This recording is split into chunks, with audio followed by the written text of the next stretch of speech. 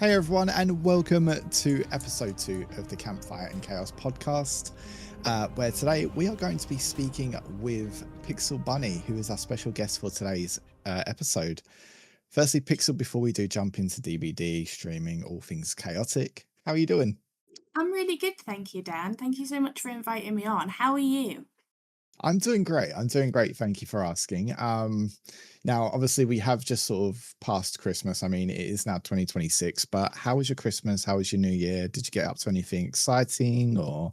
My Christmas was really good, honestly. It was just a really nice chill one. I hung out on Twitch and watched some of my friends streaming on there, played some games, and then New Year's was really fun. You know, we had a bit of a Discord watch party for the new Stranger Things episode, and we also played some Jackbox games. So it was just really nice to hang out with friends. How about you?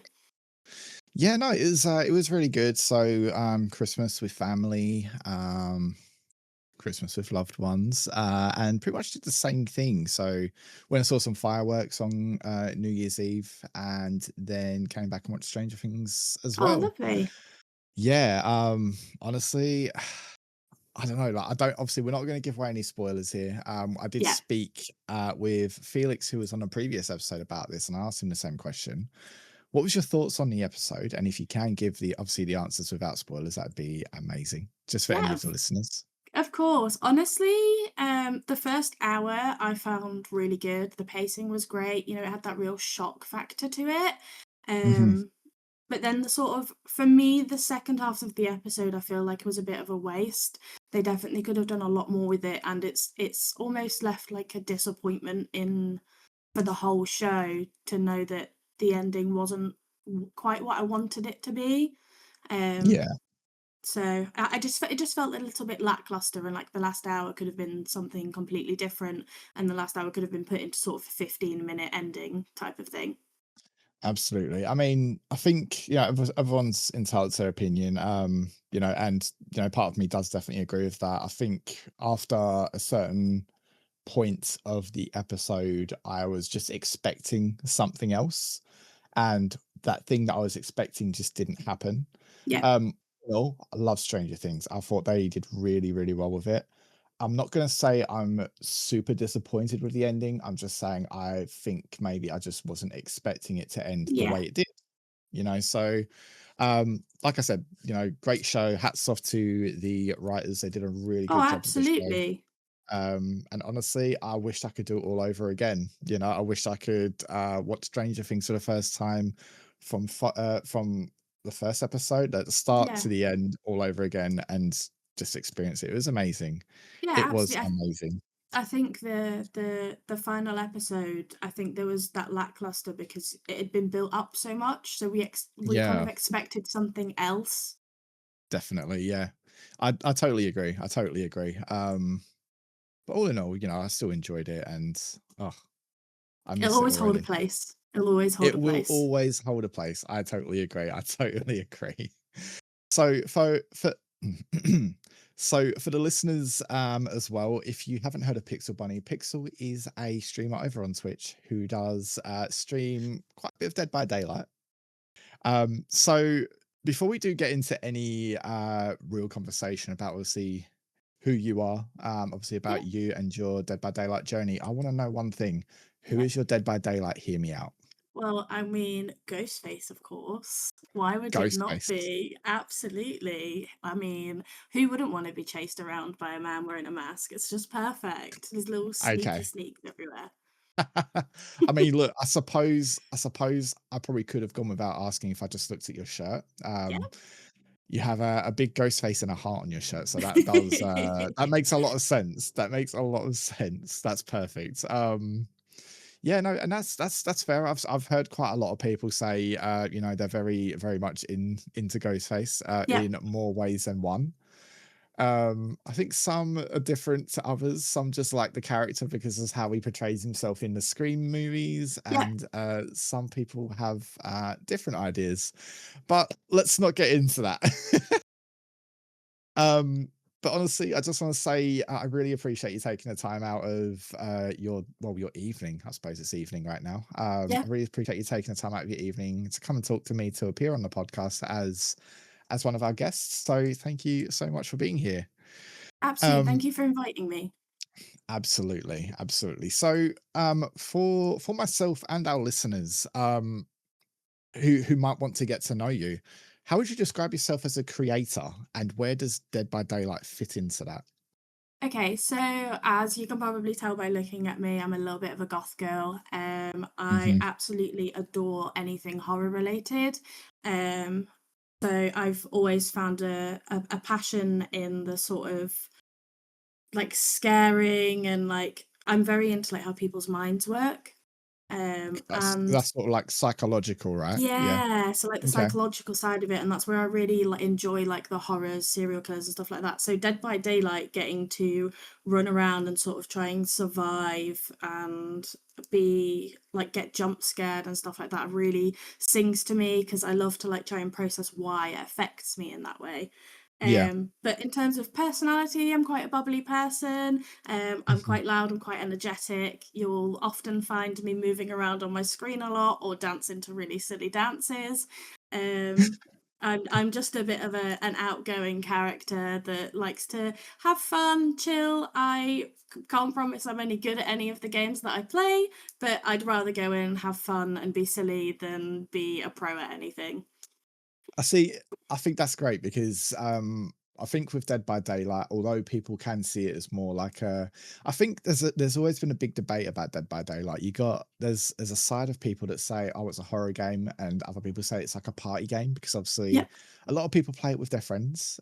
yeah, But I think the good thing about Dead by Daylight is to put yourself in a real survivor scenario. So what would you do? Like if you were actually in that situation and you knew what you had to do, you knew you had to complete those 5 gens in order to escape. I think it can really, if you really put your mind into that sort of situation, it can be quite horror, and yeah, you do have killers in the game like Ghostface, who you don't actually always see coming. And exactly. even though he won't make a noise when he pulls you off of that generator, it's still gonna make you gasp. It's still gonna make you go, "Oh my god, Jesus!" Yeah, Like, do you know what I mean? So, it does definitely have that horror aspect, and I think that's what really draws a lot of people in is the fact that they can. I feel like they can really recreate like horror like that, yeah, and the way they bring in these new killers, these new survivors, the licensed chapters, and still find a way to recreate the horror from their roots, I think is yeah, amazing, and I absolutely really love that about the game itself. yeah, Um, 100%. but yeah, no, that's really good, my friend. That's really good. Now could you just tell us like when you do draw in like a first time chatter, what do you think they get from your stream? Like, what do you think like their first impressions are of you? So my first time chatters will come in and generally they'll see that I'm a little bit over energetic. I have a very strong welcome message for any new followers. I Mhm. say it to absolutely everyone. I can say it for you if you'd like. Please go ahead. So Yeah. whenever anyone comes in, I will welcome them and I will go, "Welcome to the family. We are all a little bit kooky here, but we do love each other, except for Padjo, because he's grumpy." So Padjo Okay. is one of my mods. He is a very Mhm. grumpy man. But it Okay. almost came like a running joke. And that's the kind of vibe that people who are new to my channel get. It's that Yeah. that first interaction of, oh, she's quite funny, she's quite relaxed. There's not Yeah. like a serious tone in here. I'm not like a really try hard gamer, I'm just here to Mm, chill, have fun. And that's what I want people, that's their impression of me is, oh, I can just relax here. This is a safe space. Everyone's having a absolutely. laugh. Don't get me wrong, there are some inappropriate moments in my streams. Not gonna deny it there. But that's just the kind of energy that I feel like people see when they come in. Definitely. And I mean, as someone who does actually experience that, so I myself do spend quite a bit of time in your streams as well. Haven't known you for very long, but I've definitely Mhm. gotten a very good vibe for you. I can Thank see that you. you really are quite outgoing, bubbly, very chatty, very welcoming of people. Honestly, it never gets old hearing that welcome message every time when you mention about Padjo being grumpy. Honestly, every time I hear that, I just think that's amazing. Like it just really cracks me up. But I love that. obviously we're speaking on this podcast, and you're mentioning, I say this about Padjo because he is a grumpy man sort of Yeah. thing, but you're turning something that you think into more of like a running joke, and actually Yeah. incorporating that as part of your stream. But at the same time, you're not insulting him because it's sort of No. like he knows and he gets it. Do you know what I mean? He's sort He of a will part out of it. himself as a grumpy man. That's it. I mean, like, I think from the very little conversations I've had with Padjo, like he has said, like, Yeah. it's the truth. I am grumpy, and it's like that's fine. But it's good that he's not, when it's being said, he's not the butt of the joke, but he's Yeah. more a part of it. Do you know what I Yeah. mean? And I think that's incredible. Like I said, it makes me crack up every single time. I'm so sorry. I felt like I had a burp coming then. Sorry. Um so what I'd like to know as well is take me back to the start. So draw us a little bit of a picture, tell us a bit of a story about yourself where you got inspired. You got inspired to I don't know, download the streaming software, Yep, download some games, give yourself an identity and press that go live button for the very of first time. Try course. and paint us a picture if you can. Yeah, of course. So we're going back probably about 6 years here, Hmm. a long time ago. I haven't been streaming for the whole 6 years, but when I first decided to sit down, I had spent a few years trying out YouTube. I'd played some games on there, did some sort of in real life stuff. I did a lot of travel things. And I almost I really loved the interaction side of people commenting on things. Hmm. And I then moved myself over to Musically way, way, way, way back before it became TikTok. Oh, musically. God, I remember Yeah. that. Yeah. Yep. Musically. God damn. And yes, that long ago. So I spent a while on there, and then they introduced TikTok, and then they introduced TikTok Live. Okay. And I became really good friends with a gentleman on there called Connor, or as he goes by, the Shy Gamer Guy. We became really good friends really quickly, sort of similar to ourselves. Yep. And he was streaming on Twitch. Okay. And I would go in and watch his streams, and I was like, this is really fun. This was sort of my Mm, first introduction to Twitch as well. Like, I hadn't really watched anyone on there. I was more on the YouTube side of things. course. And I was like, this is amazing. He's sat here interacting with people at the same time he's playing. He's not having to wait for the upload and come back to it.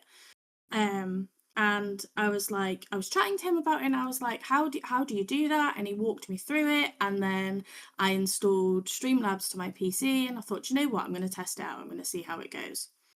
And I loaded up my first game. I'll be perfectly honest with you, I can't remember what the game was. It probably was some kind of Call of Duty or Apex. It would have been some kind Okay. of FPS.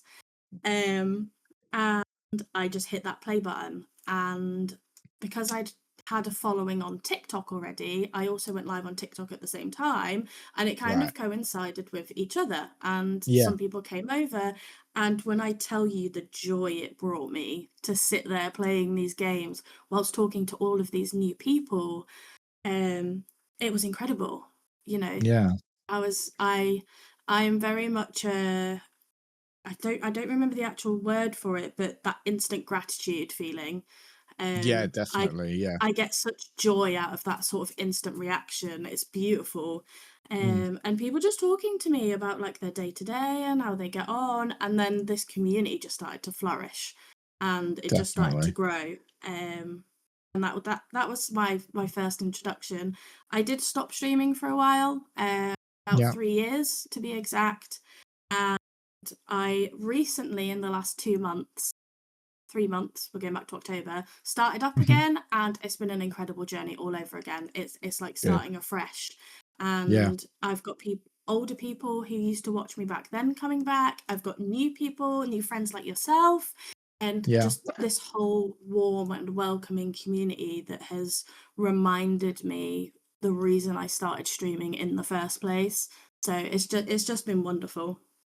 I'm so glad to hear that, because I mean, one thing you mentioned there that I can definitely feel like I can relate to, it's um sort of like when you said, like, hearing about other people's days, like knowing that, in life it's not. I know it sounds like I'm sounding like I'm being mean because obviously I'm not. It's nice to not think it's all about me.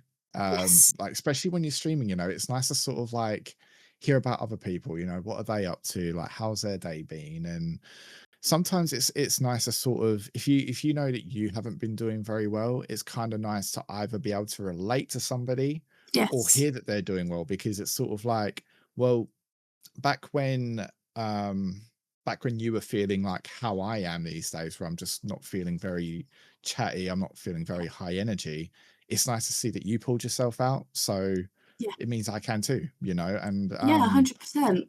that's one thing I feel like I really enjoy about the aspect of streaming. It's Yeah. it's nice to talk to people, it's nice to interact. And I'll be honest, I said this on the previous episode as well. To me, I feel like streaming is more of a comfort zone in a sense where Yes. I could sit here and we could have a conversation for hours. I could have a conversation with many people for hours on a VC. Yeah. You get me out in public, I will give you Yeah. one-worded answers I'll because be I can so be clammy. really exactly. I could be so shy, and it can get a little overwhelming Yeah. in person. And to be honest, I never used to be like that. It's just more something that developed over time. Yeah. But I think for me as well, like I pretty much just agree with you in that sense. Like I love talking to other people. And Yeah. you said you took a break from streaming, and do you know what, a break is something that we all need from time to time. Yeah. But the fact that you said to yourself, I want to come back to this, and people who you knew before that break, I mean, you said it was 3 years, was it 3? Yeah, 3 years. Yeah, about 3 years, and people from 3 years ago remember you, and they came Yeah. back because they remember the energy you gave off back then, and they wanted to keep experiencing it 3 years later. Do you Yeah. know what I mean? So I think that's absolutely incredible, mate. I really do. Oh, And thank you. I think you should be really proud of yourself for making that comeback as well. I mean, you said it was October you came back, and Yeah. not that any sort of month's harder than the other when you're planning on these things, but it's hard to. Personally, I've taken breaks. Yeah, yeah. I've said to myself, you know what, I really need to just take a step away. I need to sort of focus on other things and get myself back to where I need to be. Yeah, of But course. when you make that decision to actually sit back down at your desk, load everything up, load OBS, are my settings the same? Cool. Yep. It's always when you hover your mouth over the start streaming button and you just go, am I ready? Should I Yes, do you this? Do you know what I feel mean? it. You do. You feel it right here, like obviously right in your chest, and it just Yeah. feels like your heart is beating so quick. Like, am I doing the right Yeah. thing? Am I going to flop? Yeah. At the end of the day, it doesn't matter if you're going to flop. It's the fact that you took that chance. Yeah. Do you know what I mean? And you can only build up from that at the end. Yes, exactly. For So me, when I compare my streaming time, so when I was back then and when I was now, yeah, and the reason I quit streaming was a completely personal, well, not quit, but took a break essentially, was a personal matter. It wasn't even anything to do with this, but I also reflect a lot and I look back and I became so obsessed with the views and the view count and everything like that that I it really started to affect me. yeah, Whereas I feel like this time I've come back and I don't have that same mindset anymore. I've grown as a person myself, and now all I want to build is a safe space for a community to grow and flourish and feel safe and make friends within that community. That's one of the biggest things that I've really sung from this is the Discord that I have. I see people that didn't know each other beforehand now coming together and playing games and making friends and, sharing stories with each other and building each other up and helping each other. And at the end of the day, whether I do that for one person or 10 people or 100 people, that's all I yeah, want. And that's why I stream, is to build a community of people that help each other day to day. definitely. And do you know what? I can definitely relate with to that as well. You know, uh, how can I even say it? So, for example, I've got a Discord server just like yourself, Mhm. and I've had some new people coming in, and I think when you go into a server, sometimes you're not going in there for other people. You're going in there because Yeah, you're going in there for that person who invited you, which obviously would be you, yeah, for example. You want to see what they're getting up to. You want to see what they talk about while of they're off course. stream. You want to know what their life is like outside of behind the camera.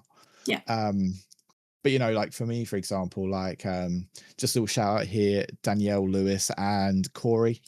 Like these are some new friends I've made towards the end of the year.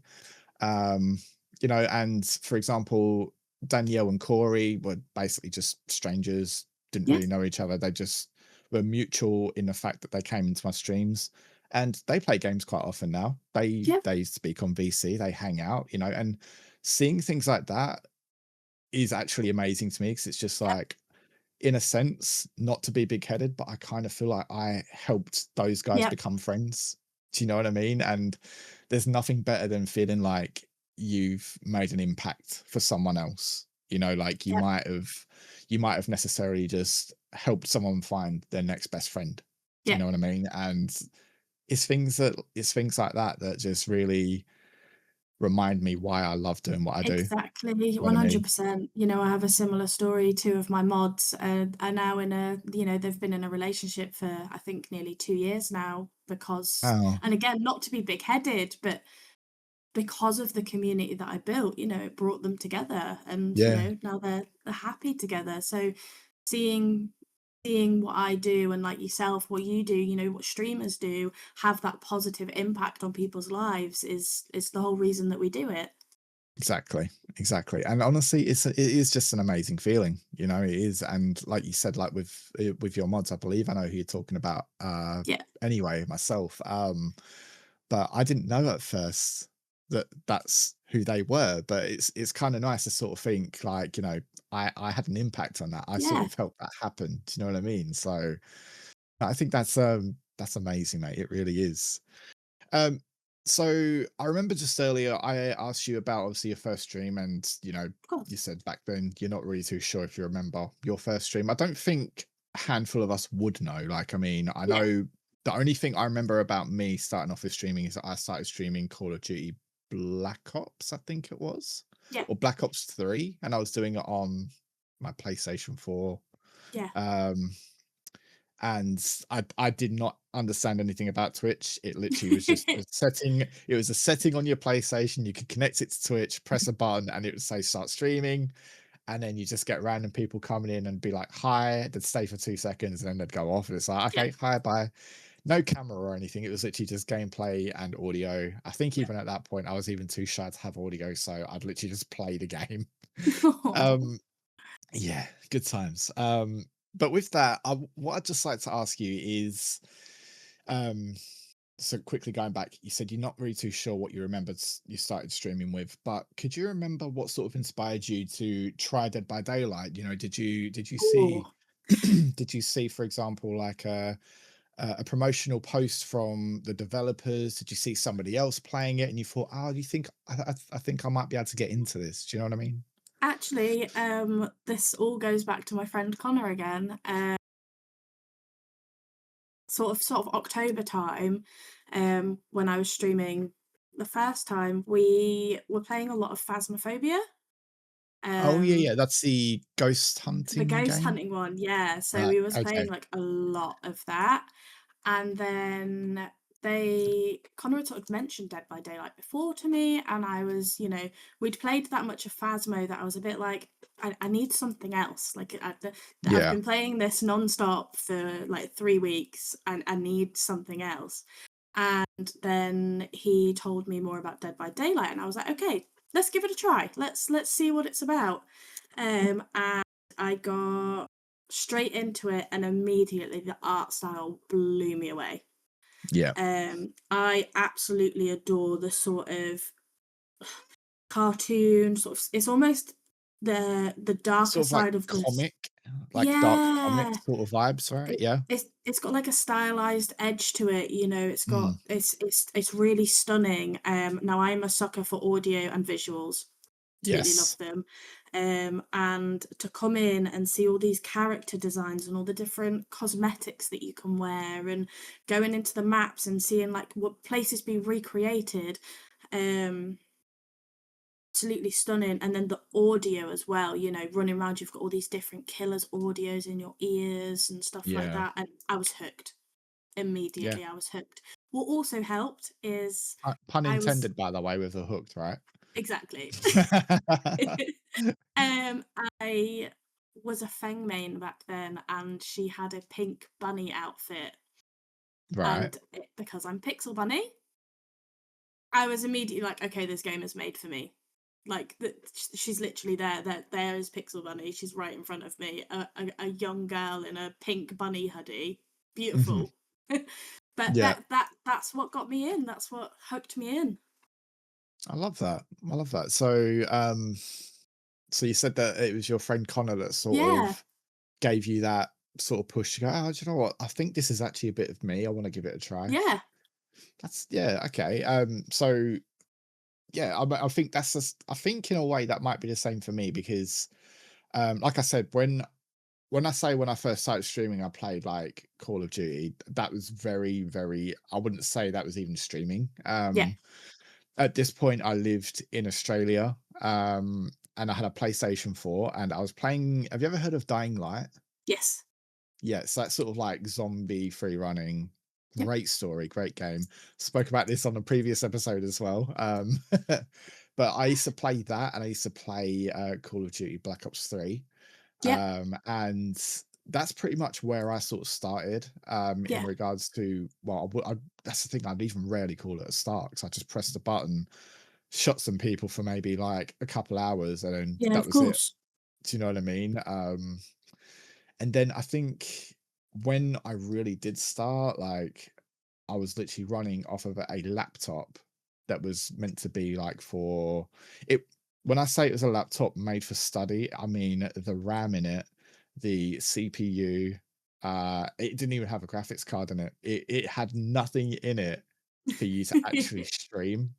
Yeah. Yet that little laptop, it got me through just a little bit, just about got me through. And I tell you, when I tell you how overheated it was, I could have thrown it in the freezer and it would have defrosted the whole freezer because of how Oh overheated it goodness. would get. And then I started using like a capture card Yep. from my PlayStation to my PC to capture it all. Even my laptop said hell no to that, but we still made it work.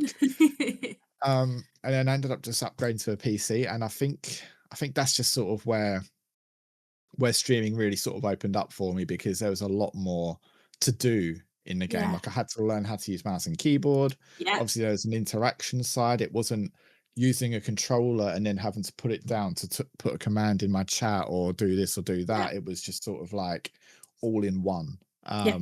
for me.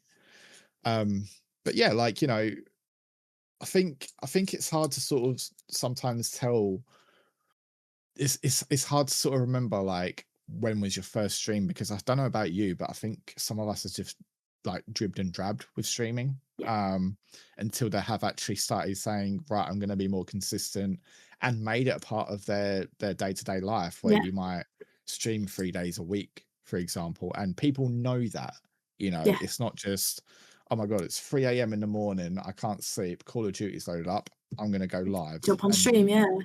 that's it, exactly. Um, so at what point did you feel at what point did Dead by Daylight feel like it was your game? Like, 'cause obviously we spoke about what got you to play it for the first time, Yeah. but what was it about the game that made you think that said to you, I'm gonna close the game down now because I'm gonna go to bed, but tomorrow I'm gonna load it back up and I'm gonna keep playing. Honestly, the truth is it's not even the game, it's the community. Yeah, Um, I love the game. Like, I'm not saying that I don't. Obviously, I love the game because I play it 8 hours a day.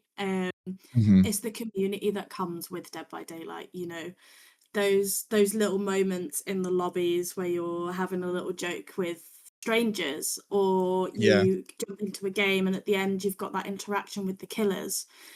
yeah, And then meeting all of you guys as well, like all the Yeah. friends that I have made from this game, and the community is so welcoming and caring, and that's what really sings for me in the game. But if we're talking sort of game wise, something that people have asked me a lot is, do you not find it repetitive? And the answer is no. Whilst you're doing the same actions, you're never up against the same person. Every person plays differently. Your teammates play differently. Whilst the physical objects look the same, you've got the same generators, you've got the same maps, whilst they're all the Hmm. same, the gameplay itself is not. you Absolutely. you have killers coming in with different perks, you have killers coming in with different play styles. Some might be friendly, some might be not be, some might be pros. Your teammates are the same. You've got Yeah. people coming in like myself who um isn't the best at skill checks, I will be honest. I mean, you could say that. I mean, technician user, by the way, guys, just so Not you know. anymore, not anymore. Mm, okay, Was a what technician. are you 1 day sober of technician at this I am stage? 1 day sober of technician. We're gonna make a counter. There we have it. There we have it. Um, but whereas some people are really good with gens, at the moment I'm learning to use a flashlight, Yeah. instead of bringing in my little toolkit because I was a little gen rusher. Whereas now I'm almost finding the aspect of chasing with the killer and looping and all of that to be fun. Maybe one day Yeah. I'll come in and I'll just do gens the whole time, or heals. Maybe one day I'll come and do hooks. It's completely different every Yeah. single game, and that's another part of aspect that really gets to me, is like learning all these different aspects and learning how people play and all of that. It's Yeah. so much fun. I agree. And I think that's the thing. Like, I know the way I see it is not every game is the same. Like you mentioned, killer could be friendly, they could play Yeah, serious, they could be a pro.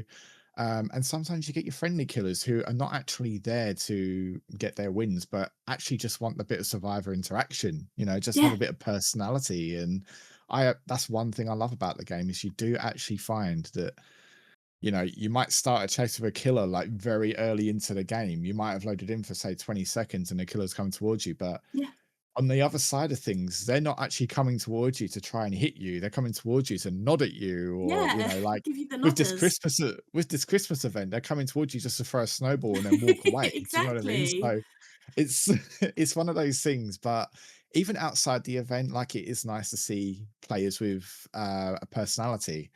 Because obviously you mentioned the one thing that really kept you playing this game was the community. And Yes. obviously we're not going to discuss something quite controversial because I know people do have their own thoughts on the community. Some have some very strong Yeah, thoughts. um and obviously we're not going to dive into that of because course. that's not obviously what the podcast is about. We're not here to call people out Yep, or talk badly about people with different opinions. We're just here to express our own opinions, and exactly. if we disagree, we can disagree respectfully.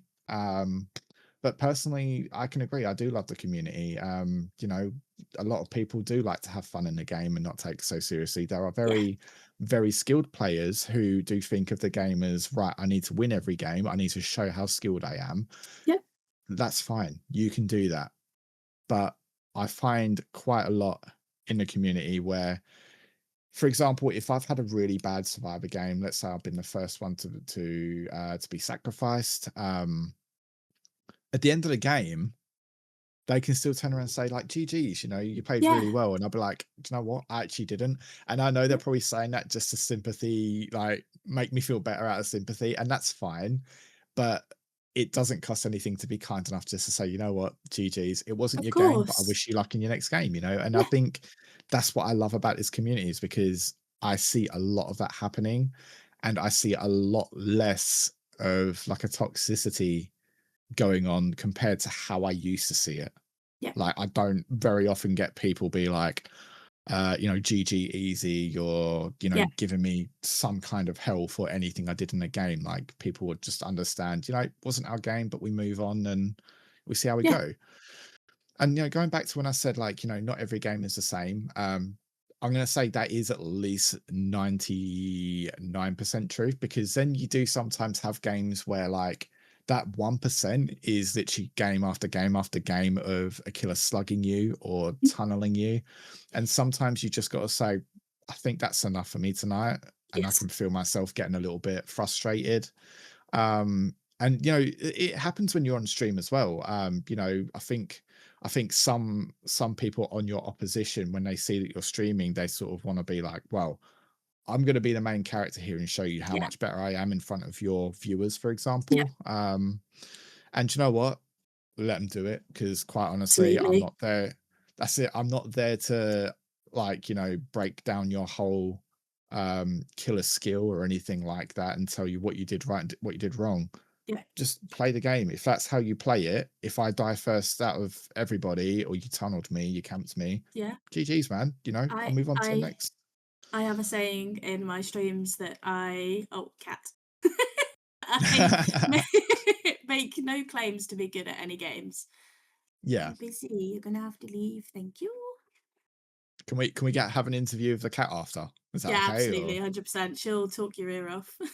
beautiful. But yeah, I make no claims to be good at any games, you know? Yeah. I I don't know what it is, but the only time I get really frustrated on Dead by Daylight is when I play killer.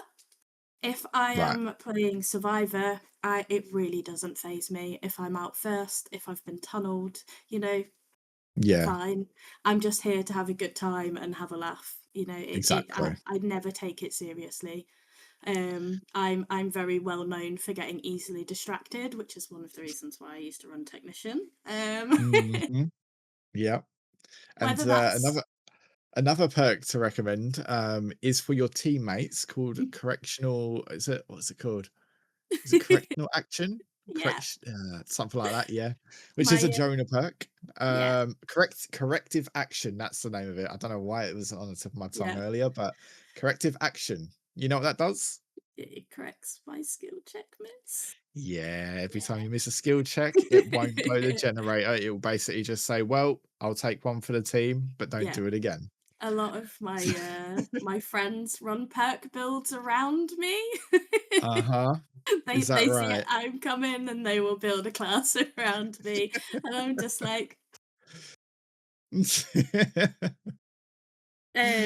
but Uh, I'm not going in to be the best. If I'm at the bottom of the leaderboard, absolutely fine. I don't mind. It doesn't phase me. yeah. I'm just there to have a good time. Like I said, I get easily distracted. I could be sat on a gen doing my little tool things, and there'll be a crow over in the corner of the room, and I'm like, oh, what's that? Skill check miss.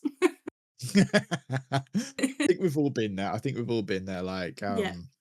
Yeah, Especially when you are streaming, like 'cause obviously when you're streaming, it's a lot different to when you're playing the game yeah, offline, like off stream.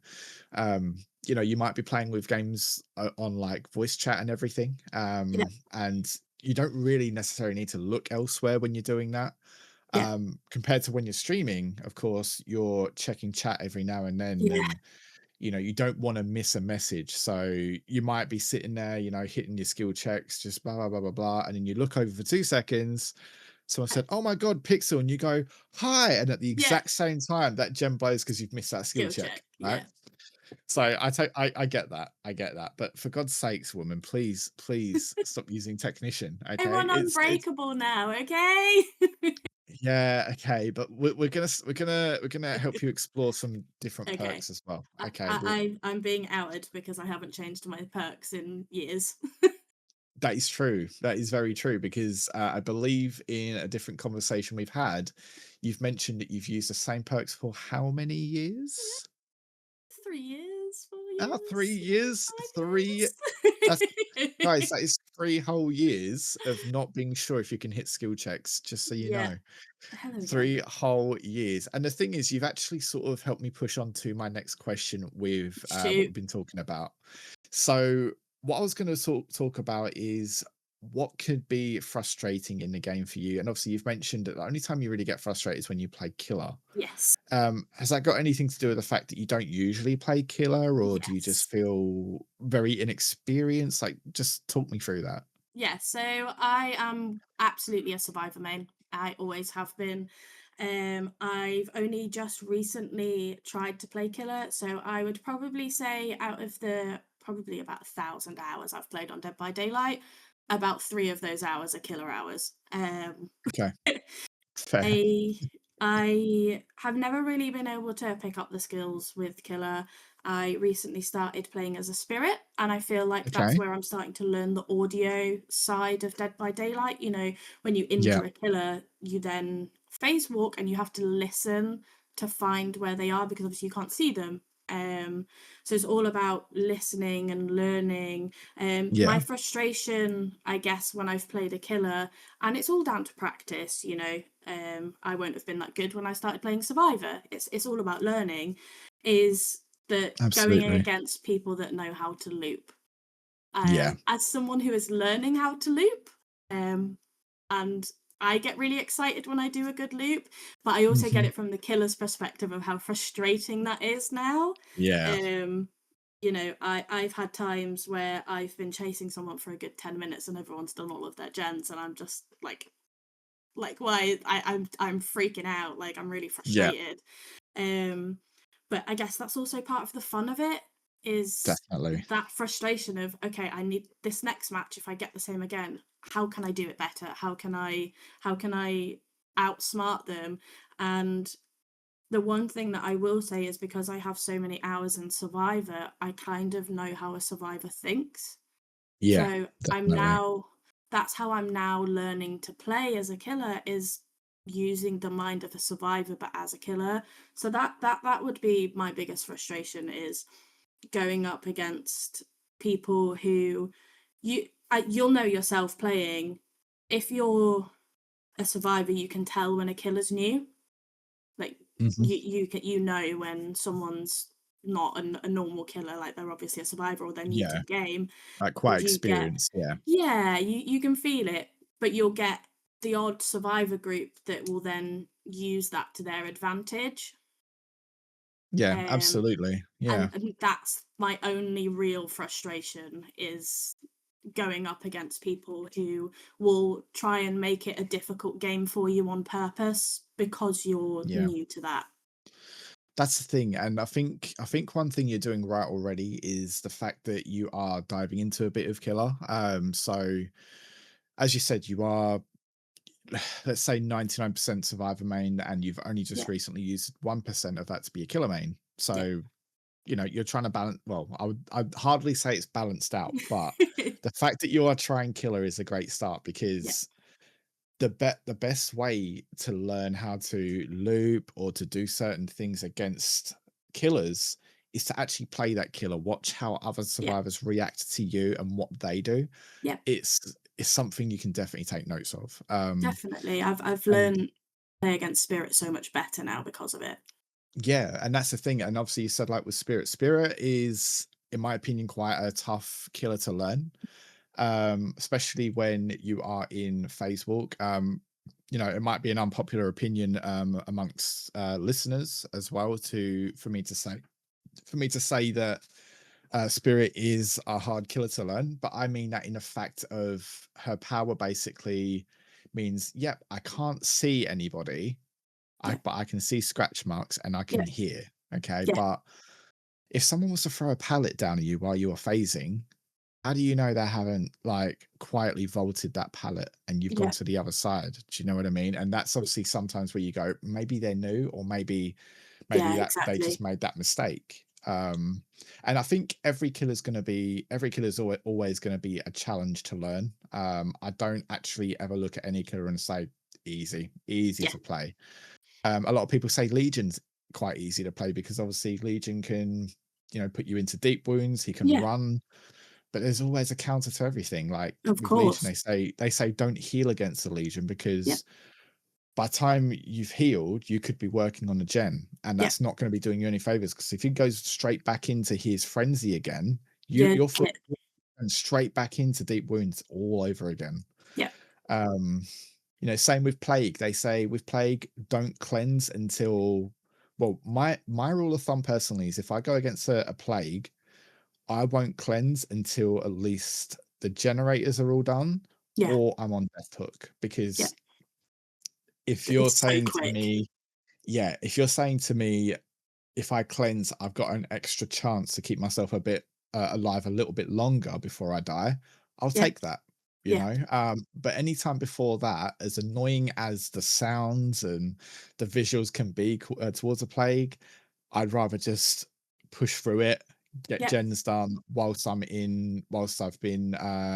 sick in that Well, of sense. course, yeah. All it takes is for plague to hit you a split second and you're back in it anyway.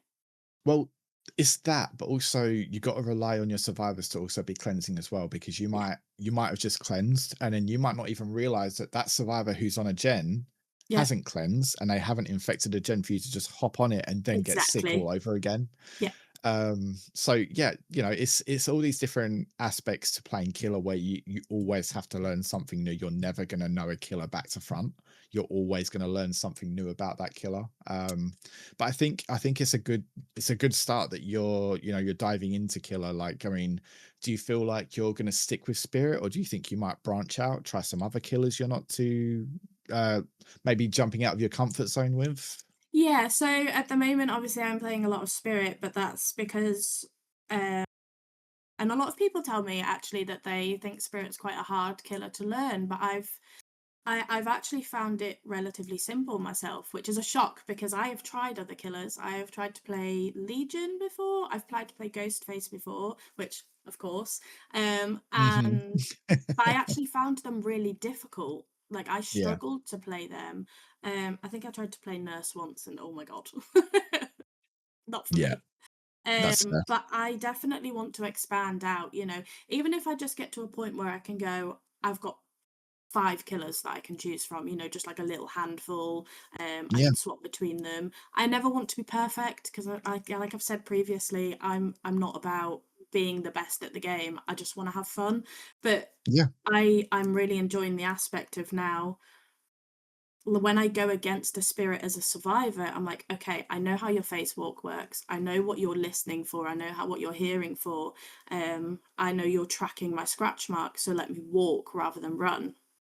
You know, yeah, I've picked up loads of tricks because I've learned spirit, so I'd like to do that with the other killers as well, so that when I go up against an Oni or I go up against a nurse, I know what to do against them.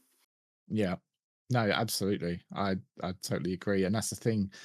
Like I said, you're never gonna know how to play against or counter a killer unless you actually play that killer. Yeah. Do you know what I mean? Um, just quickly moving on. Yeah, of course. Would you say you judge people by their mains? Ooh. Like, so is there Ooh. like a specific character where you look at them and you go, "Yeah, I don't know, you're an absolute nerd," or I don't Yes, know. yeah. Like, especially because I main Sable. I don't think I've said that yet, but I main Sable. Oh, I'm gonna have to end the episode on this, guys. Thank you for tuning Wow. in. And Wow. Leave that Sable hate alone. But I have found that, the sort of goth girl community, the sort of streamer community really favour Sable. yeah, Um, then, I think less survivor judgment, more killer judgment. Not judgment, that's the wrong okay, word. More if the ways the when someone tells me what killer they play, I go, ah, that makes sense to me. I'm with you. right. But when they tell you they Survive. play either Michael Myers or Ghosty, you're like, "Oh, you're a freak in the I'm sheets." like, let's Right? go. Yeah, okay, I thought so. But also like if someone comes in as clown or Springtrap, I'm like, oh, okay. Mhm.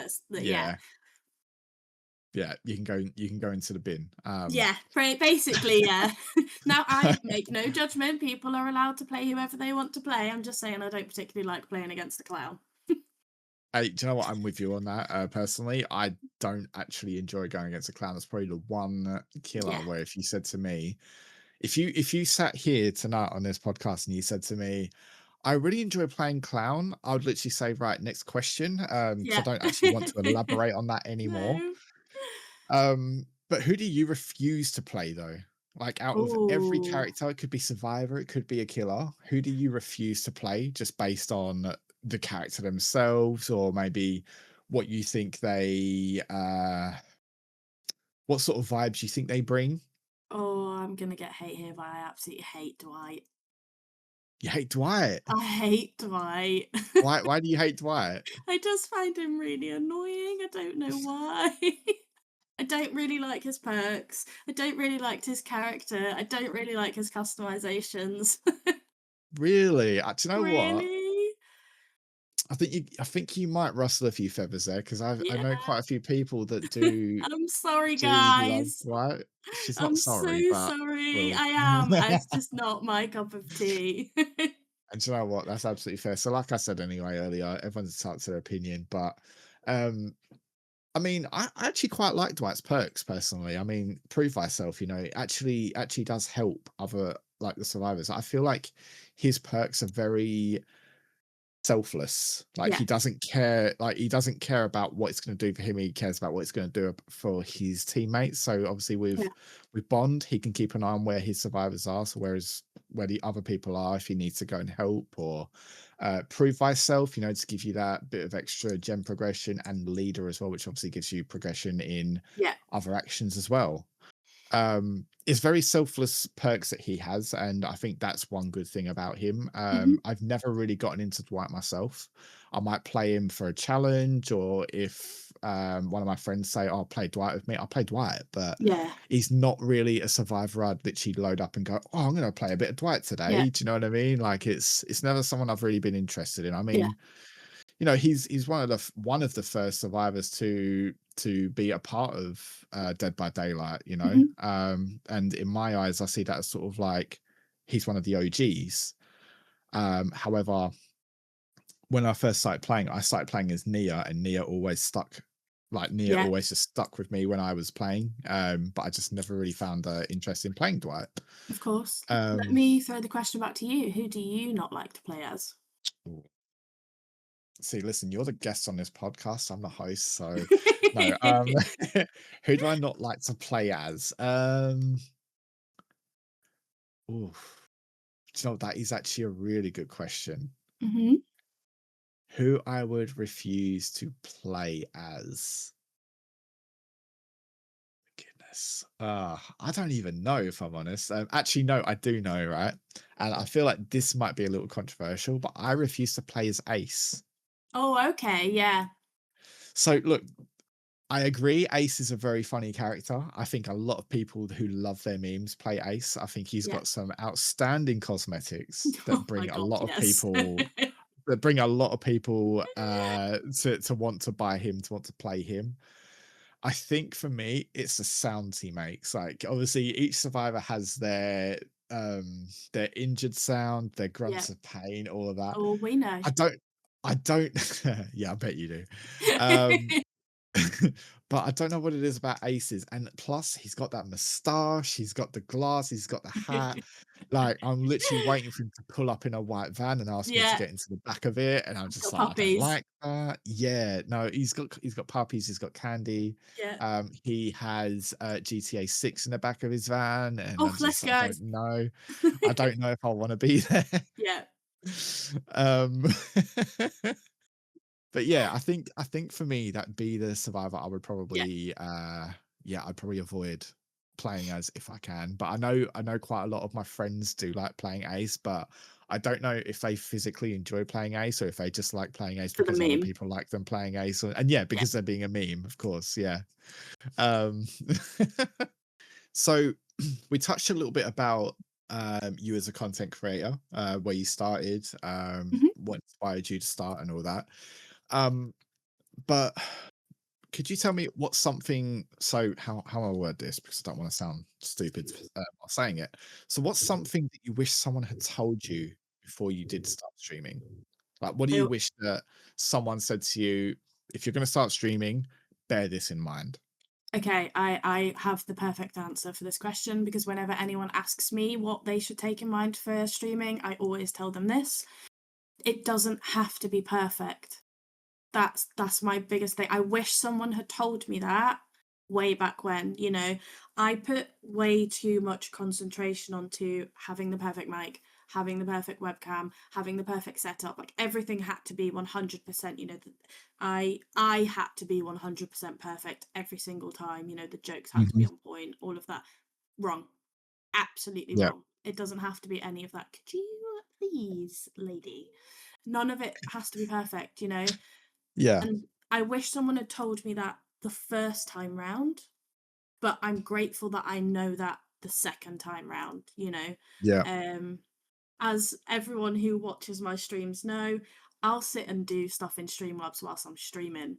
Like, I'll drag Yeah. stuff around my screen as I'm going. My webcam that I use now is like 10 years old, you know? Up Yeah. until very recently, I was using the mic on my headset. It doesn't have to be perfect because they're not when people come into your stream, they're not here to see that. You know, they No. don't care if you've got a £700 webcam or no, a £500 microphone. They're there to No. see you. They're there to Exactly. see you play games. And I really wish someone had told me that back because that's the biggest advice I can give anyone is just be you, have fun. It doesn't matter. No one's there for that. They're there to see you have a good time. And do you know what? I think I'm going to add on to that because I think that is a really, really, really good bit of advice for anybody listening who is considering, taking up content creation or streaming. It doesn't have to be perfect, because everybody started somewhere. Yeah. I think I think what a lot of people struggle with is they see all these streamers who have, let's say, high quality webcams, high quality gameplay, their mic sound is just absolutely crisp and everything, Yeah. and they compare themselves and they say, I want everything to be like that. Yeah. But you They can didn't be start like there. no, exactly. You can be like that, but it doesn't have to be on your very first stream. Yes. It can be, I don't know, 6 months down the track. It can be Yeah. a year down. It could be 5 years down the track. I mean, like you said, you've been using the same webcam for 10 years, but people are not coming into your stream to say, oh my "Oh, God, your your webcam's webcam, a blah, bit blah, blah. grainy." Yeah. Right. They're not coming in to do that. They're coming in to see you.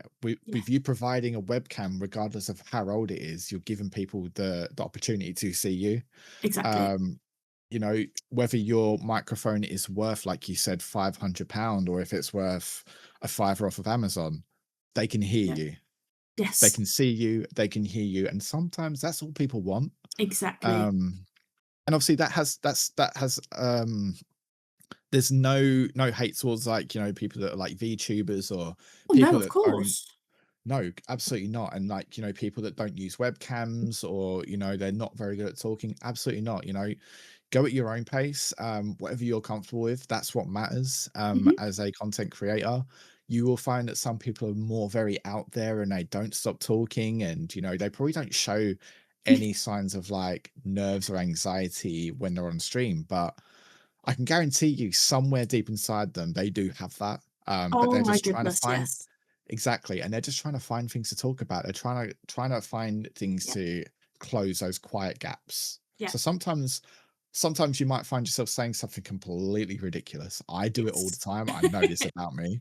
Yeah, Um, and it is just to keep those quiet gaps away, yeah, of because I don't course. like that. Because it sometimes Yes. it feels awkward. It feels awkward when you're sitting there playing a game and let's say you're not talking, you're not interacting, you're not commentating what's going on in your game. Yes. It just feels very bland. Yes. But it's one of those things where it takes time, but at the same time, it doesn't have to be all done on day one. Um, 100%. No, I agree with you. You know, earlier on you mentioned when we was talking about like real life stuff sort of being socially I'm exactly like that, you know. yeah, Whilst I will sit here and tell you I am a very outgoing streamer, you know, I'm very bubbly, I'm very energetic, you know, I'm a very anxious person. yeah, Whether that's in real life, you know, I struggle with social anxiety quite a lot. So but on camera, you know, whilst I come across as very energetic and confident and outgoing, I'm very anxious inside, you know. As you'll have noticed a lot, I play with my hands whilst I'm talking. That's my yeah, way of coping, you know, and I think a lot of people need to not need to realize, sorry, will eventually realize as they're going that this is where that it doesn't need to be perfect mentality comes from because I'm exactly the same as you. As soon as it goes quiet and silent in stream, I'm like, oh, I need to talk. I need to fill this gap of silence. You know, no one's yeah, talking in the chat right now, so I need to talk. And in reality, whilst that is what they have come to see, you know, if you do have a moment where you need to be quiet, be quiet. you know? Yeah. You don't have to talk 24/7, and if you are nervous inside or you do have that anxiety, work with it. I'm very open as a streamer. I have spoken a lot in streams about being neurodivergent, dealing with anxieties and stuff like that. It's a very safe space. So, um, almost for me, for anyone who does struggle with that kind of things, almost explaining it to people is what helps me get through it. Yeah, Um, definitely.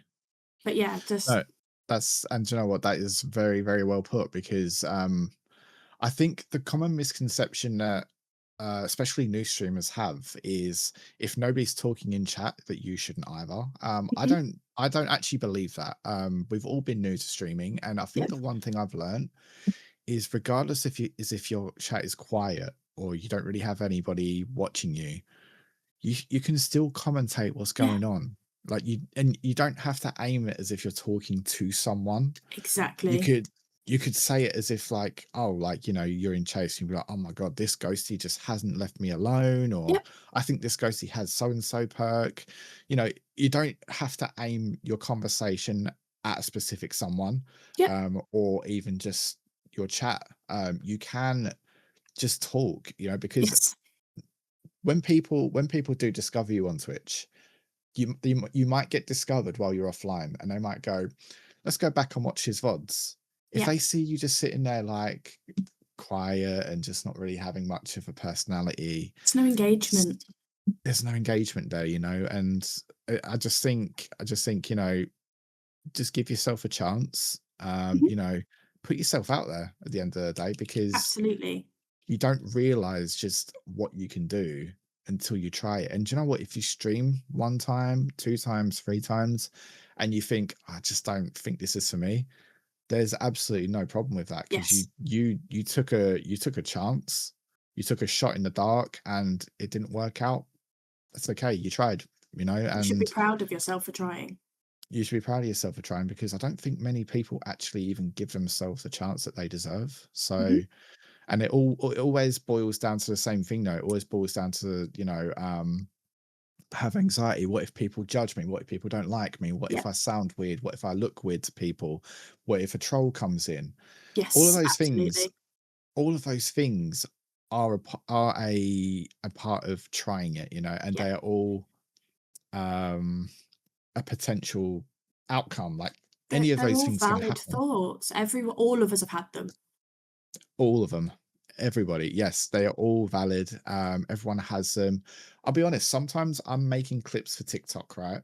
Mhm. And once I've saved that clip, because I've actually got a setting on my OBS where it basically record my screen, but it records it in like a TikTok sort of format. So then it Ooh, makes clipping a lot easier. So it records 4 minutes at a time after I press the button. So let's say we've been talking about, well, we've been on this podcast for longer than 4 minutes, but if I press a button, it's actually going to backtrack from now to 4 minutes ago and save those last 4 minutes. yeah. And then I can work with that and make content out of it. So, the one thing that I sometimes do, and this is something I've learned about myself, and some of you guys might also experience the same thing, is when you are focused, you make some very, very questionable facial expressions. Okay. I do it. Oh my I god, don't yes. I I don't like it about myself. And I will be honest, sometimes I have had the perfect clip. The gameplay has been amazing. I thought that's gonna do really well. And then there's my face. And I'm like, actually, no, let's send you to the recycle bin instead. I absolutely get that because I play with my lip piercing all the time. Yeah. It's bad. I'll be like playing along and then I'll look down at the video and I'm just there like and I'm like, "Oh, that one's not going anywhere." I think the thing with me is I don't know why I bite my lip sometimes, or it's like my eyelids they kind of just go into like a rest position where they Yeah, don't sit upwards, but they more just start drooping down a bit.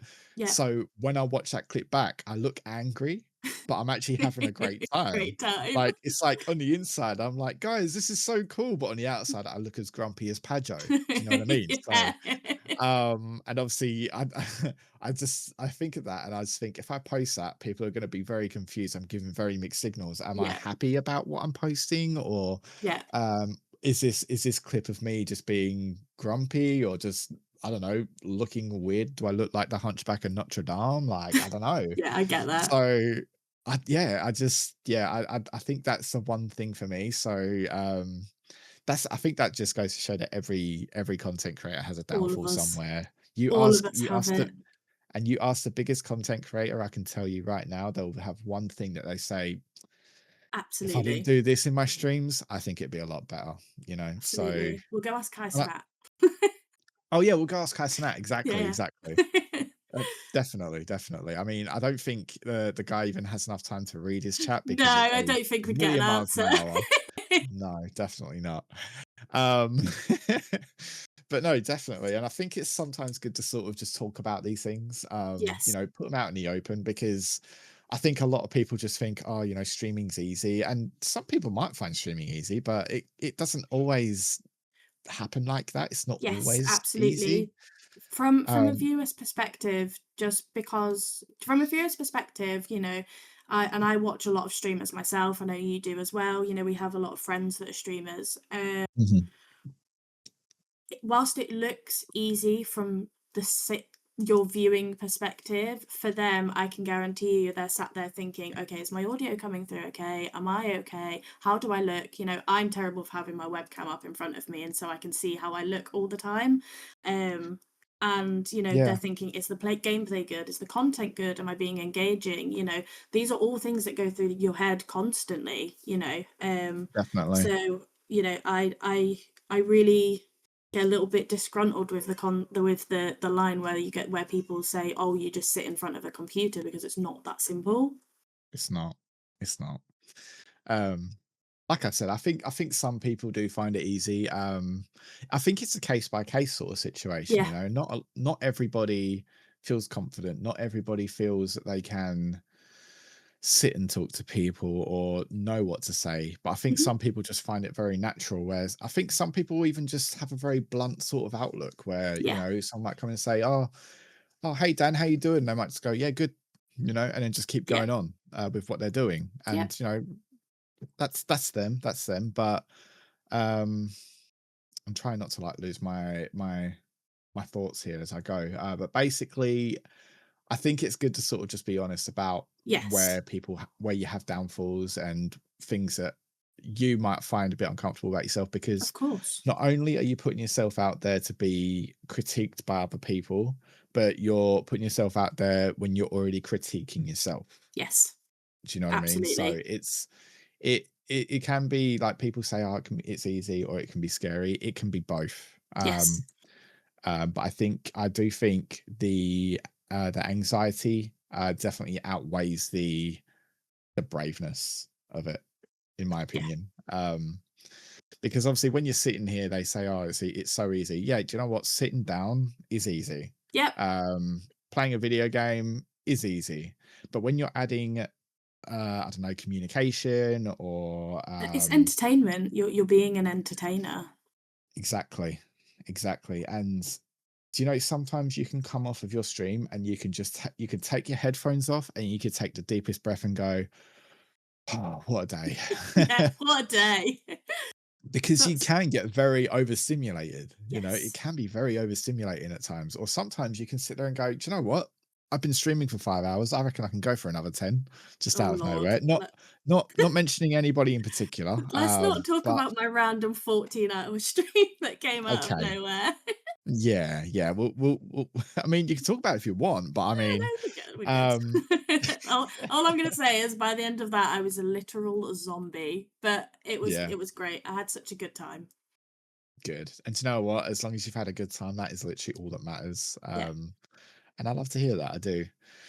Okay, so I'm going to ask you this as well, Yep. and you need to defend your answer as Oh, a life for me, okay. because if you don't, I'm going to be judging you very hard, and you also might have listeners judging you hard for this as well. Okay. Okay, let's go. So, just going to straight out come out with it. Best map in the game, go. Okay, so technically I have two, but I do have a very strong contender. I actually really love the Forgotten Ruins map, which I know isn't a lot of people's favorite map. Um, Sorry, Forgotten Ruins is the Dungeons and Dragons map? yes, it's a Dungeons and Yes. Dragons map. It's got outdoor Right, and yeah, yeah. indoor. Yeah, yeah, Okay. yeah. With the It's almost got underground like bit, yeah. yeah, it's got like a nice outdoor bit, and then you've got a castle where you can go underground, and it's got all like little. It's like a little labyrinth underneath, and it's got like a big spiral staircase. Oh, yeah, Um, yeah. Yeah, so the main reason I love that map is because it's visually beautiful.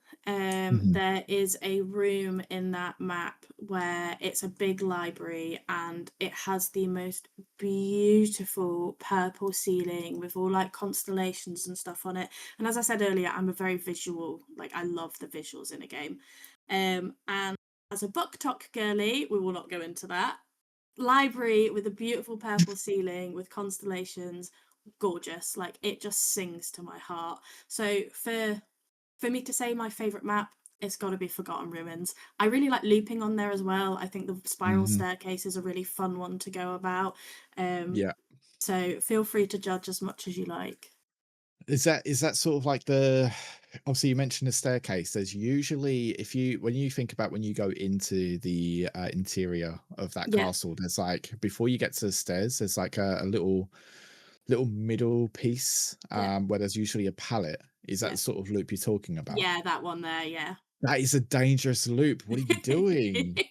That's I like such a to throw dangerous myself loop. in the deep end. My Jesus. thought Like, process is if I can nail that one, I can nail anyone.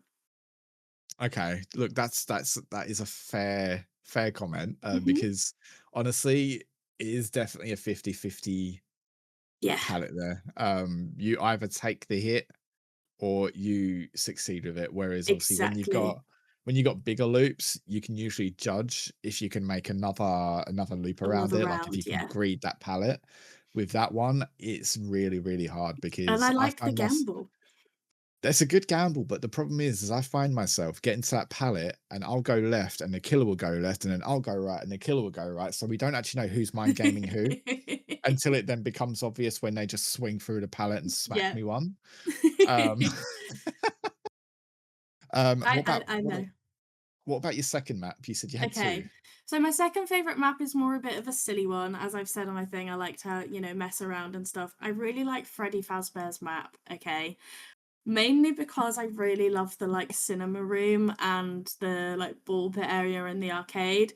Not even really for the map itself, but I've had a lot of fun with friendly killers and teammates and stuff going in there, and you almost sort of role play. So you're kind of pretending to work in the cinema, or you're working to pretend in the kitchen, and you'll like place orders and you'll go and Yeah, pretend to make their food, and then they'll take their money. And I've honestly had some of the best times on that game in that map. Just yeah, messing around in like the cinema room in the arcade, you'll get your food and your snacks, and then you'll go off in the cinema and you'll all sit down together and you'll pretend to watch the movie. And I yeah. just find it really fun. See, it's funny you should say that because like one of the funniest moments I've had on that map was quite recently. I had a pyramid head, Yeah, and he had one of his eerie add-ons. I believe it's an eerie add-on where basically when he uses his power, I can't remember what it's called because I know the name of one of them. I think it's the Rights of Judgment. Like that's called. Where he basically pulls his sword along the floor and then just like basically like just sends a wave of his power to you. I can't remember what yep. it's called. Really bad at explaining things. Basically I can explain it to you as if you're five. Big Shoot. man, big 10 sword, times 5. swings sword, big wave, hits you, big ouchies. I mean, we do love Peepee Head anyway, so I mean, yeah, he's a good lad. One of my friends would say he's an honest chap. yep. He's a good fella. Um, but yeah, so I had him as a killer the other day, and he was gunning for me hard, like he just wouldn't leave me alone. Yep. Um, and then I think the last gen that I had to do was the one in the actual pizzeria, like where it Yep. activates the stage animatronics and they do their Yep. little dance and then they break. And what I didn't actually realize is Pyramid Head was standing on the stage next to the animatronics, and I'm sitting here thinking, where is this guy? Because at this rate, I wasn't actually sure if he was being friendly or not. Yeah, of So course. I'm sitting there doing a gen, and my mouse is just doing massive 360s because I'm just like, I don't know where he is, but I can Where is hear he? him. Yeah. Yeah, I can hear him. I can hear his like he has this like a breathing noise when he's close by as well. I can hear that as well. I'm just like, I've got no idea where this man is. And I finish that gen, and what do you know? He's literally up there with the animatronics that whole time. And I'm like, well, I guess he's friendly because I think by now he would have It killed would have me. And I think sliced you, yeah. he just wants to be a part of the show. And I mean, who can blame him? Yeah, Always a good time at Freddy Fazbear's. always. So I can't really judge you on your map choices. I mean, I can judge you on you thinking that the loop inside, well, the palette inside of the interior of the Forgotten Ruins is a good one. It's But a you know what? fun time. You know what? You do you. I just don't think I can do it. And also Freddy Fazbear's is quite a good map. I quite like that one. Yeah, You know, I think they've done a really, really good job of bringing the whole Five Nights at Freddy's image over to Dead by Daylight. absolutely, yeah. Um, I think the thing is Five Nights at Freddy's has been highly requested for such a long time. I've never actually played a Five Nights at Freddy's game, so for me, Mhm. I was kind of a bit like, oh well, you know, it's just Five Nights. But going up against like Springtrap, and I know you probably are going to disagree with me here, but I love going up against a Springtrap. I actually think they're quite funny. Because of I how their axe works. Sorry, go on. no, I was gonna I don't hate going against the spring trap. I just always struggle to go against the string trap because I feel like Yeah, they're more pro players if you go against the spring trap. yeah, and you know, that's fair. I think a lot of people have moved over to Springtrap because he can be quite a tough killer to learn. Like obviously, when we consider killers like Huntress, where they throw hatchets, Yeah. obviously when you throw a hatchet as Huntress, it literally just goes straight. You know, Yes. unless you actually point the hatchet upwards, it will gain some height. Whereas with the animatronics, they sort of have to aim higher to get Yeah. a shorter distance. So I think it's definitely got that skill that you need to learn to play as the animatronic, which I don't know if I could ever master that skill. But I just think because of how tough that can make him to play, I feel like I have a bit more fun playing against them because Yeah. I feel like I know how to read where they're going to aim it, or I feel like I know which direction I have to turn to avoid that. And I don't know. I think they've just done a really good job with adding him into the animatronic into the game. Like Springtrap, you know, I just love the fact that, you know, even Matthew Lillard got to Yeah. voice you know, his own character in the game. And I think they did a really good job with making him Well, his well, skin's graphically. amazing. Yeah. Exactly. Like they've really sort of captured him, like Matthew Lillard. And even if you didn't actually see, like if you hadn't watched the Five Nights at Freddy's movies or anything like that, you'd still go, hang on a second, is that Yeah. Matthew Lillard right there? Like I you'd know know. him. Yeah. Exactly. And you'd think, oh my God, that's Shaggy, mate. That's Yeah. crazy. Um but yeah, no, I'm quite happy with the pizzeria map. I quite enjoy going there. Um what was I gonna say? The only thing about because obviously that actually belongs to the I think it's the Greenville Mhm. realm, which is the unknown and Sable's beginning realm. That's where obviously their map was based when they came out. Yeah. Um I wouldn't say I have any complaints, but I just think it would have been better because obviously when The Walking Dead came out as well, Yeah. they made a really small sort of tile of Rick's hospital. When obviously Yes. from episode 1 of The Walking Dead, where Rick wakes up in the hospital, Yeah. you've got the sign on It's the just a door. little Yeah, yeah, that's it. And I think the thing is like, you know, it's got the door, which is an amazing callback. The don't open dead inside, yeah. or whatever what people want to say, don't dead open inside, whatever you guys Yeah. call it. It's a bit of a meme door. Um, I just wish they could have expanded on that a bit more. Yeah, I agree with you. just giving us a bit more to work with in regards to the callback of The Walking Dead. Because although it's cool to see that there, I just think like main building could have had something to do with the prison a bit more, for example. I don't know. Yeah. Um, Yeah, of course. that's But well, they could have done a whole prison map, you know? they could have, and I mean, this is just me talking as a diehard The Walking Dead fan. Like, I couldn't imagine how hard it could be to actually get the characters, model them, put them into the game, build a map, and all of that. It must be really hard work. I just personally think I would have liked to have seen a bit more of a callback to The Walking Dead. I mean, I love that they keep like since it came out, we've gotten we've gotten Daryl, we've gotten Michonne, we've gotten Maggie, we've gotten Rick, Yep. and obviously both with their respected legendaries. Obviously with Michonne, you've got Maggie as a Yeah. legendary. With Rick, you've got Daryl. Um, and even recently, they brought out some more cosmetics for Michonne and for Rick, which I think is insane. Like, I love that. And I really hope we do see a bit more. I hope we see some more cosmetics being added to the game from The Walking Absolutely. Dead. As I've mentioned, as a diehard fan.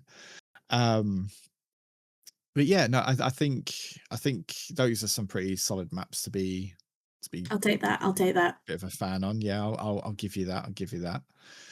Um, Now, what we're going to do is we are pretty much close to wrapping up the episode here. So I Yep. just have a couple of last things I want to check with you. Well, I Of just want to ask course. you anyway. Firstly, what is the dream license that you'd love to see in Dead by Daylight? Ooh, I would love to see Art the Clown. Please, please, please, please Art the bring him in. Clown. Okay, would you Please. prefer Art the Clown or Pennywise? I would for Art the Clown. Would you I really? actually would, yeah. I absolutely love Art. He has my heart. Oh, that he's just an absolute treasure. The I, I'm I a big don't Terrifier fan. look, I don't disagree. I think that would be a great license. I do. I think for me, I've always had my heart set on Pennywise. Um, I just feel like when I think about Pennywise as a killer, Mhm. and even things like his power and things like I think his power could be really, really interesting. Like obviously Pennywise can shapeshift. Yeah. He could be whatever he wants to be, and we've seen that from the It movies. Yes. Um, and I just think what a really cool power would be is to be able to manipulate by shapeshifting into another Yeah. survivor. Oh, that would be a good power. And even like the red balloons could be something, maybe you can tie like a red balloon to a generator, for Yeah. example, and just pop out of that balloon. It doesn't have to be overpowered where it's a case of you tie a balloon to every generator and you can just come out of whichever one, Yeah. but maybe there has to be something that happens. Maybe if you blow the generator Yeah. for any reason, like the generator blows, that is actually when you can teleport to it, so then you can keep those survivors off that generator while it continues regressing. Yeah. Um, I think there's quite a lot they could do with that, and maybe even same with Terrifier. I mean, Terrifier, he's he doesn't he doesn't sort of appear where you're expecting to. He Yeah. can very easily sneak up. He could probably make a really good stealth killer. Yes. Um, and I think his powers could be pretty interesting. Um, I just really, I think for me, it's more of a visual effect for Terrifier, yeah, um, like, especially if they built sort of a map surrounding it as well, you just sat on a gen and then all of a sudden you just look over, because it'd be quite good if they could make the Terrifier expressive as well. hmm And you're just sort of stood over by a gen and you just see him like waving, or you've got yeah, his little horn, then that's sort of his sound, like he's close to you because you just hear the squeaky horn come up behind you. yeah, I just I'd really love to see Terrifier in. Don't get me wrong, I would love to see it as well. Um, but if I had to choose between the two, that's the side I would go for. yeah.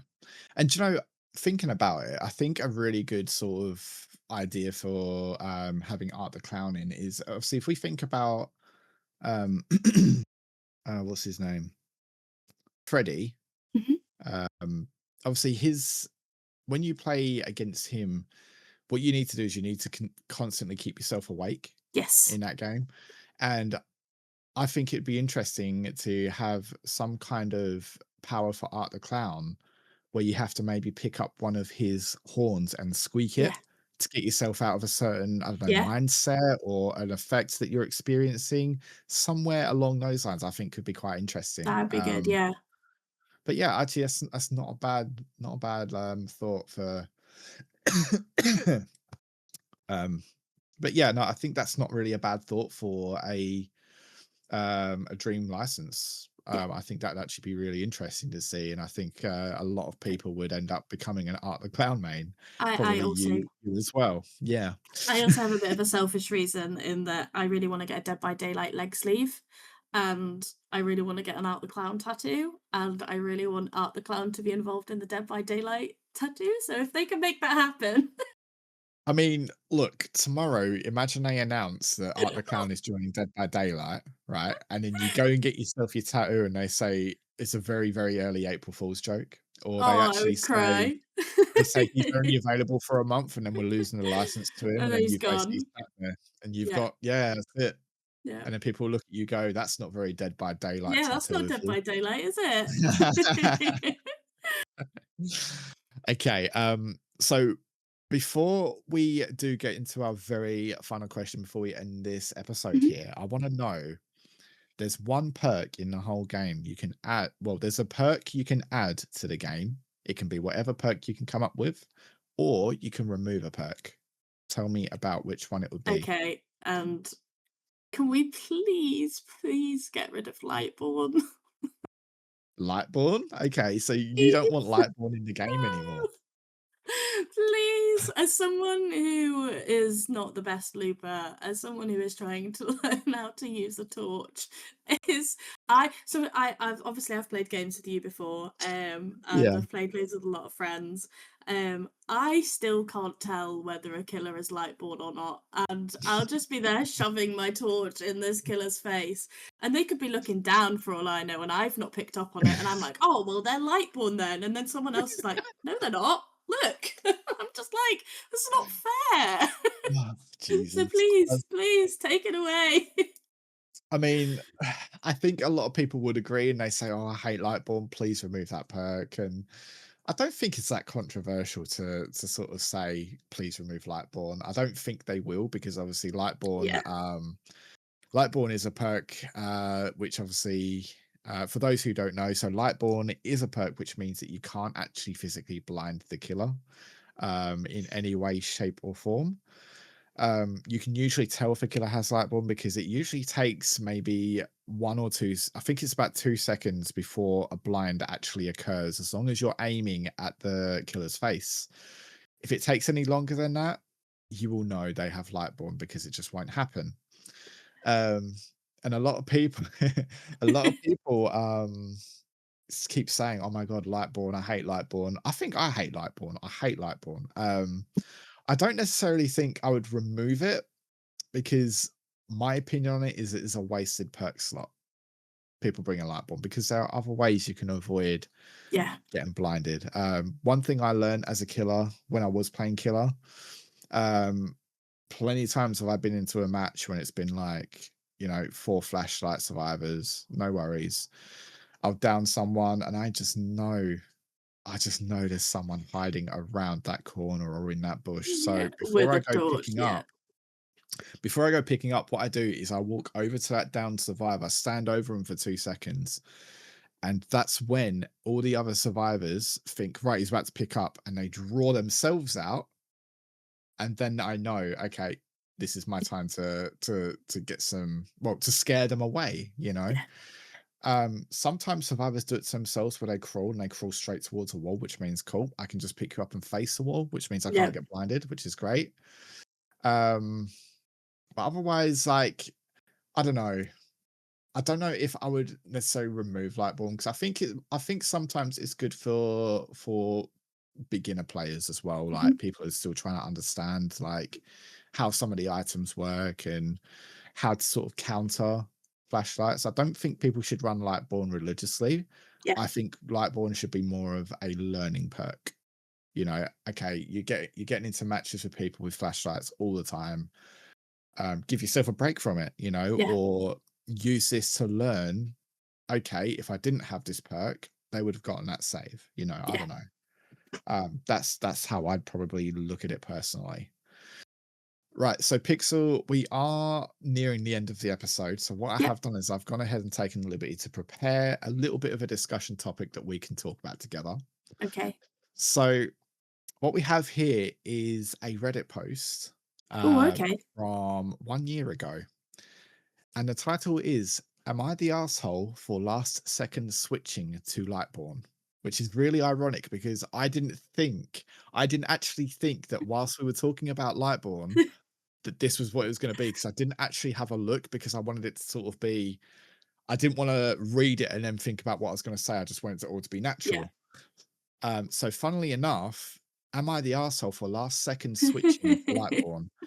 So the poster wrote, "It's been a few days since I started playing DBD, and I recently went into a match where the two of the survivors suddenly switched to flashlights at around 8 seconds left. Total 3 flashlights. So I immediately swapped out one of my perks to Lightborn. In the end, I got a 4K, and one of the survivors told me that that is no fun at all, that I swapped to Lightborn. I thought I was in the right, but now I'm having second thoughts. So, am I the asshole? Tell me what your thoughts are on that." Okay, so this is going to sound really controversial to everything that I have literally just said. If you're coming into a match, someone's already got a flashlight, and you see that two other people put on a flashlight right before the match is about to start, you put Lightborn on because you know exactly what is coming in that match. You know, True. a full squad basically to go in with torches, you know what kind of game that's going to be. They are going to You be do. trying to loop the hell out of you. Definitely. Do you know what? I agree. You know, they've made that last minute switch because they thought to themselves, right, well, if we pretend we don't actually have the well, if we are not actually going to bring flashlights into the game, Yeah, he's got no need to bring Lightborn. But if we yeah, switch last minute, you know, yeah, we're good. yeah. But by the looks of things, from this, it's saying that in the end, I got a 4K, no survivors. Oh, hang on, no. Um, So they suddenly switched to flashlights at around 8 seconds left before the game started. Mhm. And usually I think the countdown starts at about 6 seconds. Yeah, So I'm assuming that when this guy switched to Lightborn, maybe he was hovering over the perk because he had a feeling it was going to happen. Because potentially I'll be honest, I don't think at 8 seconds before the game starts, I would have had the time to to go get an into the killer exchange. Yeah, perks to find Lightborn to figure out which perk I'm going to swap it for. So yeah. I have a feeling this guy was hovering over it and expecting it. Okay, But that to be changes the honest, mindset a little. it does. It does. I agree. So I think personally, if that was me and I knew that they were going to do that, I would have probably brought Lightborn as well. Yeah, Um, so as much as I said, like, I would like the perk removing, I'm saying that from a survivor's perspective. If yeah. you're a killer, you know, the perk's there, use Mhm. it. Do you know what I mean? Like, if you play killer main, you know, it's literally there for you. Use it. Yeah. Exactly. Exactly. I agree. And honestly, I don't think that makes the poster an asshole, really. No, I don't think so. I don't no, think I so. don't know. If you knew what their intentions were, if you knew what their intentions were, and they were going to basically all be bringing a flashlight, then you have every right to bring Yeah, Lightborn with you because regardless of if they were going to swap to flashlights or not, it is either going to go one or two ways. So we're going to go to the yes, end game and go, oh, well, only one of us had a flashlight and he brought Lightborn. That's really silly. Or yeah, we all brought a exactly. flashlight and he brought Lightborn, and either he was really smart or Yeah, he just picked last second as well. yeah, Who knows? yeah, Um, absolutely. but people like the thing is like obviously that he then mentioned at the end of the game, I got a 4K, and one of the survivors told me that how it was no fun that I swapped to Lightborn. It's also not fun for that killer. Yeah. because he's obviously going in. Well, they're going into that game to try and achieve their goal, Yeah. but that you can't rely on the opposition to make the game fun for you. You've got to create your own Exactly. fun in the game. You know Exactly. what I mean? Because that's like me saying earlier. Like I had a Michael Myers and he was Lightborn, and I threw a pallet. I tried to blind him. I didn't realize if I just had the wrong angle, and then he Yeah. tombstoned me. That was no fun. Yeah, No, that exactly. wasn't fun. But I could have probably taken a bit of less time trying to blind him if I had a feeling he had Lightborn and actually made a bit of distance. Yeah. So instead of creating my own fun, I paid the price for it, Yeah. and that's just typical how it is, really. But yeah, if the poster is listening to this was a year ago. If you do stumble across and if this is you, no, good sir or madam, you are not the You arsehole are in not this an arsehole. situation. As a light-born hater, you are not the arsehole. Lovely. All right. Now, just finally, do you have any? Obviously, it's 2026. We all made it to 2026. Happy Yeah. times. Do you have any goals moving forward for your Pixel? My goals for 2026 are to grow my community even more, build an even better space for everyone, to get more engaged in other people's streams and stuff as well. Take that time to network because that's something I feel like we don't always have the time to do. Mhm. And then from a non-streamer perspective, I really want to get into professional photography. So they're my goals for next year. How about you? Amazing. No, that's before well, I don't know if I've got any goals yet, but just to add on to what you're saying, that's some amazing goals to have.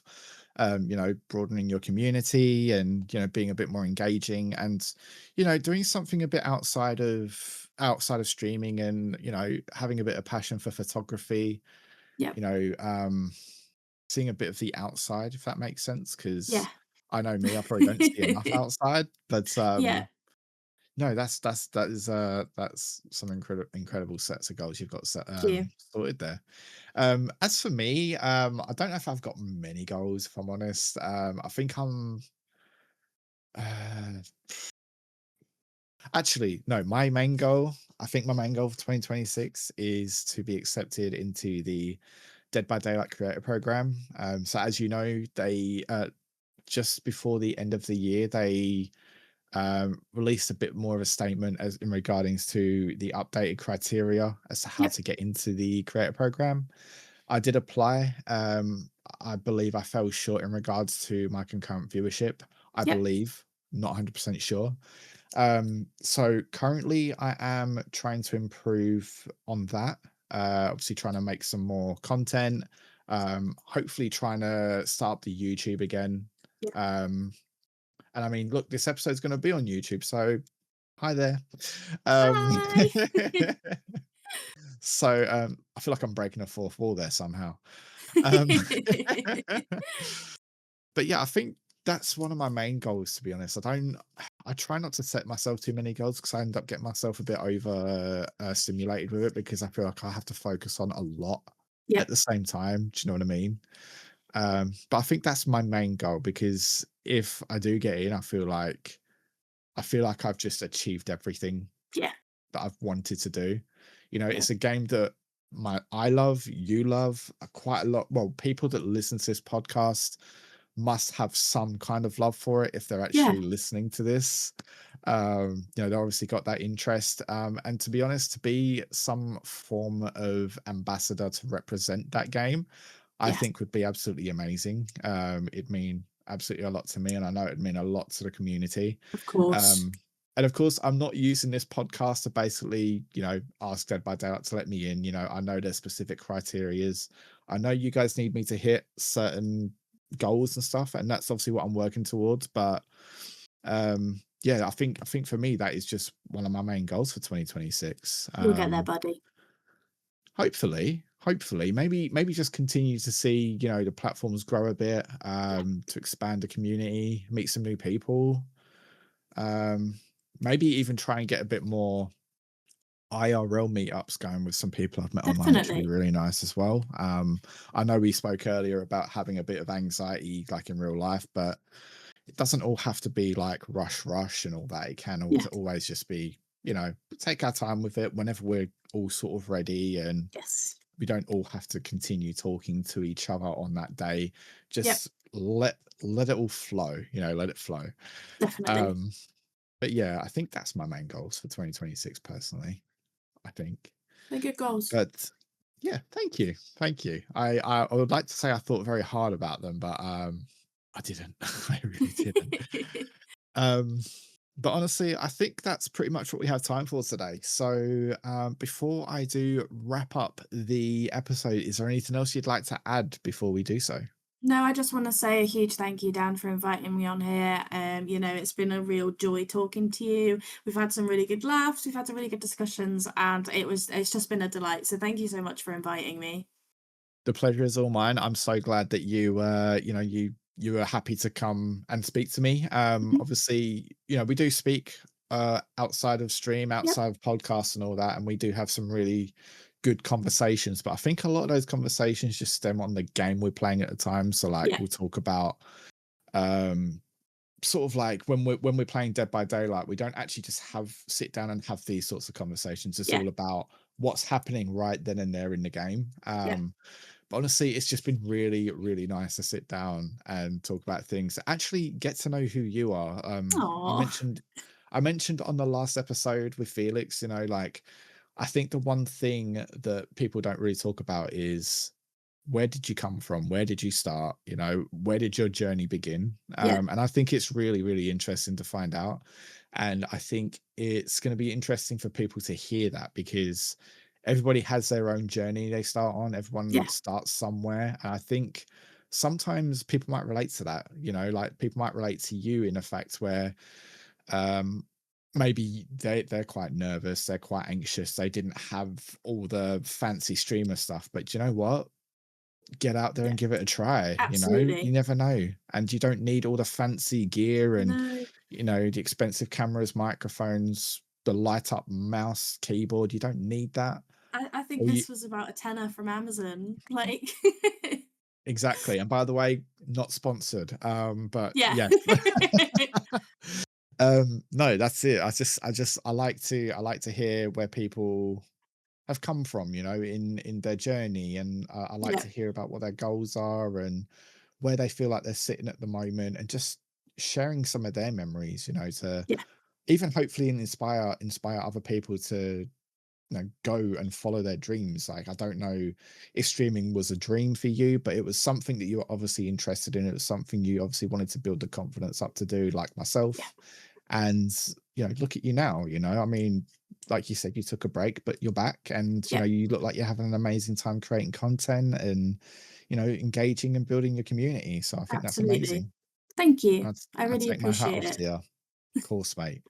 Of course. Well, let's go ahead and wrap up the episode. So, for those listening, thank you so much for tuning in again to the Campfire and Chaos podcast with me, Istansky, and our guest today, PixellBunnie. Thank you so much for joining us on the podcast today, Pixel. It's been an absolute pleasure speaking to you. If you guys would like to go and check out Pixel, you can find Pixel over on Twitch, twitch.tv/PixellBunnie with 2 L's, by the way, Pixel with 2 L's. Yep. And yeah, please go and show them some love. Go and drop in, say hi. Honestly, I can tell you now, they're very engaging, very chatty, and they'd be happy to have you there. Absolutely. Beautiful. But until next time, guys, I will speak to you all very shortly. Have an amazing one, and I will see you guys in the next episode. See you later.